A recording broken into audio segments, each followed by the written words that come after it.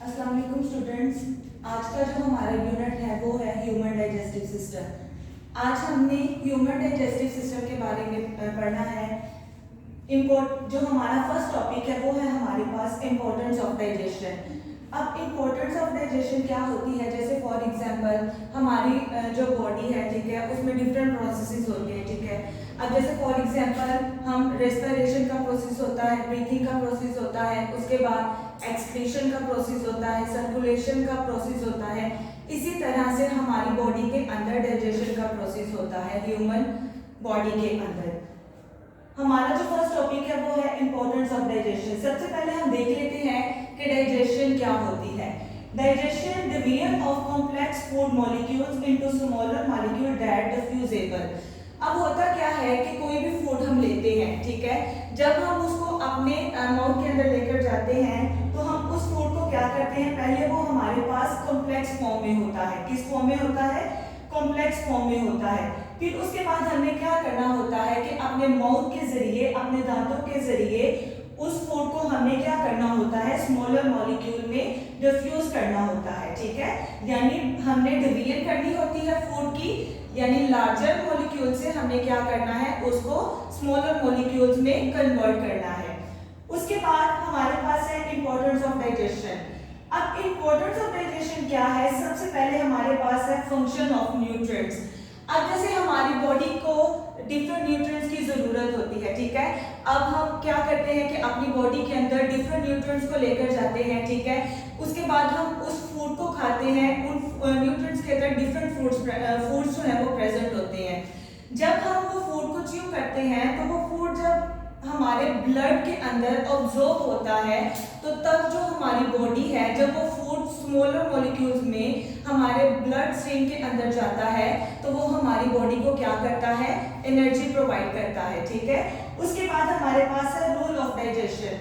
अब डाइजेशन का क्या रूल है कि होता क्या है कि सबसे पहले हम क्या करते हैं, हम कोई भी फूड ले रहे हैं, ठीक है, उसको सबसे पहले हम अपने माउथ के अंदर लेकर जाते हैं। डाइजेशन का काम है कि फूड को हमारी बॉडी के अंदर डाइजेस्ट करना। अब जो भी फूड हम ले रहे हैं, जो भी न्यूट्रिएंट हम ले रहे हैं, हम उसको अपने माउथ के जरिए अपने स्टमक के अंदर लेकर जाते हैं, ठीक है। उसके बाद ट्रांसपोर्ट एंड फंक्शन।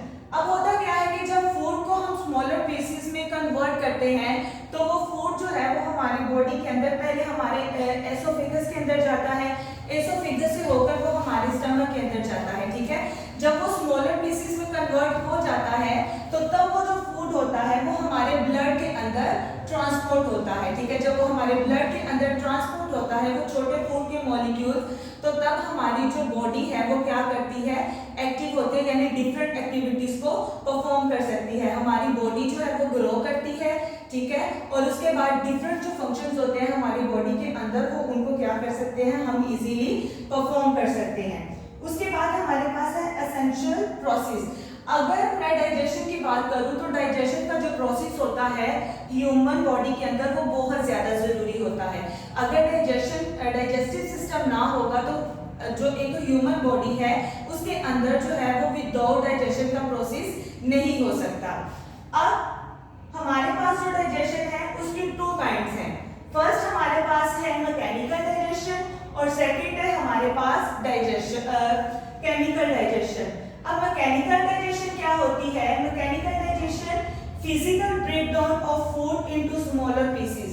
अब होता क्या है, मैकेनिकल डाइजेशन में क्या होता है कि हमारे पास जो फूड होता है, ठीक है, अगर वो फूड हमारे पास लार्ज अमाउंट में है तो हमने उसको क्या करना होता है, ब्रेक डाउन करके उसको स्मॉल पीसेस में कन्वर्ट करना होता है, ठीक है। अगर मैं बात करूं कि जो मैकेनिकल डाइजेशन है वो कहां से स्टार्ट होती है, उसका जो आगाज होता है वो कहां से होता है, start with chewing by teeth. अब जैसे आप सबको पता है कि डाइजेशन का जो प्रोसेस होता है वो हमारे माउथ से स्टार्ट होता है और हमारे टीथ से स्टार्ट होता है, ठीक है। हम कोई भी फूड है, अब फॉर एग्जांपल हमारे पास रोटी है, तो जब हम रोटी का निवाला अपने माउथ के अंदर लेकर जाते हैं तो हमारे जो टीथ होते हैं उसको च्यू करने में हमारी क्या करते हैं, हेल्प करते हैं। जब वो फूड को च्यू करते हैं तो वो जो फूड होता है वो स्मॉलर पीसेस में ब्रेक डाउन होता है, क्योंकि हमारी बॉडी के अंदर जो हमारा मतलब कि एसोफेगस होता है, ठीक है, उसमें इतनी ज्यादा स्पेस नहीं होती कि वो लार्जर मॉलिक्यूल्स को अपने अंदर से ट्रांसफर कर सके, इसलिए क्या होता है कि हम फूड को स्मॉलर पीसेस में क्या करते हैं, कन्वर्ट करते हैं। ठीक है, उसके बाद सेकंड है हमारे पास केमिकल डाइजेशन। केमिकल डाइजेशन क्या होता है, chemical breakdown of food into simpler molecules. अब जैसे फॉर एग्जांपल कुछ फूड जो होते हैं वो कॉम्प्लेक्स होते हैं, ठीक है, तो उनको क्या करना पड़ता है कि केमिकल्स के जरिए जो है उनको हम च्यू करते हैं। जैसे फॉर एग्जांपल हम उसको अपने सलाइवा के जरिए जो है वो नॉर्मल करते हैं, ठीक है, फिर उसके बाद हम उसको च्यू करते हैं और वो हमारी बॉडी के अंदर जो है वो डाइजेस्ट हो जाता है, सीधा हमारे स्टमक में जाता है, उसके बाद हमारे इंटेस्टाइन में जाता है, स्मॉल इंटेस्टाइन में और लार्ज इंटेस्टाइन में। उसके बाद जो प्रोसेस है हमारे पास, nutrients are broken down by enzymes like sulphonic amylase and hydrochloric acid.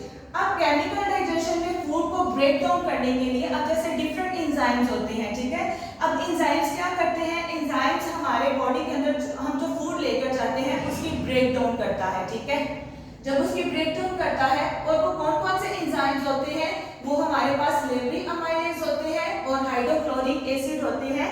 ये दो एंजाइम्स हैं जो कि मॉलिक्यूल केमिकल डाइजेशन में हमारी क्या करते हैं, हेल्प करते हैं, फूड को ब्रेक डाउन करते हैं और हमारे यानी डाइजेस्टिव सिस्टम के अंदर लेकर जाते हैं। उसके बाद absorption, the simpler molecules are easy to absorb into blood stream for transport throughout the body. अब होता क्या है कि जब फूड जो है वो सिंपलर मॉलिक्यूल्स में कन्वर्ट हो जाता है, ठीक है, जब हम लार्जर से स्मॉलर पीसेस में उसको कन्वर्ट करते हैं तो वो इजीली हमारे ब्लड के अंदर क्या हो जाता है, शामिल हो जाता है वो फूड। और इससे क्या होता है कि वो जो फूड होता है वो हमारी बॉडी के अंदर ट्रांसपोर्ट होता है और इससे क्या होता है, और वो हमारी पूरी बॉडी के अंदर सर्कुलेट करता है, जिसकी वजह से वो हमें क्या मिलती है, हम ग्रो कर सकते हैं या फिर अपनी डिफरेंट एक्टिविटीज को परफॉर्म कर सकते हैं। ये था आज का हमारा टॉपिक, इंपॉर्टेंस ऑफ डाइजेशन के बारे में, कि किस तरह से डाइजेशन का जो प्रोसेस है वो ह्यूमन डाइजेस्टिव सिस्टम के लिए बहुत ज्यादा इंपॉर्टेंट होता है। Thank you.